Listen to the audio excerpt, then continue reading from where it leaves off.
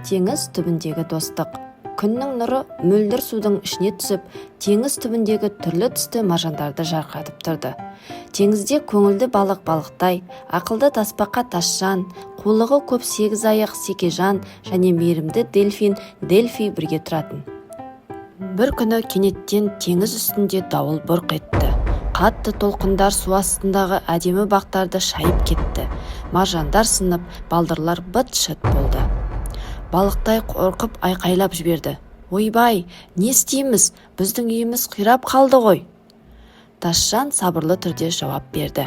Қорықпаңдар, егер бәріміз күшімізді біріктірсек, бәрін қайта қалпына келтіреміз.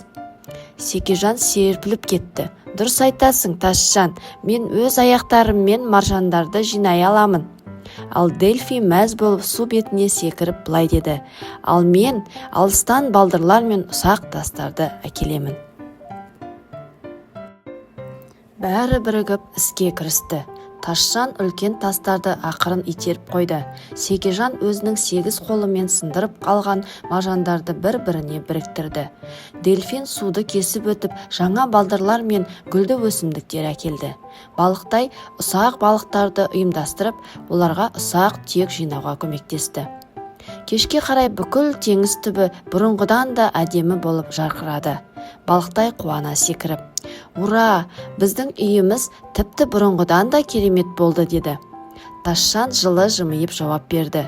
Достық пен бірлік бәрінен күшті екен. Секежан қосылып, «Я, әрқайсымыз біріміз үшін, бәріміз үшін еңбек еттік». Дельфий шапалақтап, «Біз нағыз команда екенбіз» деді. Сол күннен бастап су асты тұрғындары әрқашан бірге жұмыс істеп, әр қиындықты бірге жеңетін болды.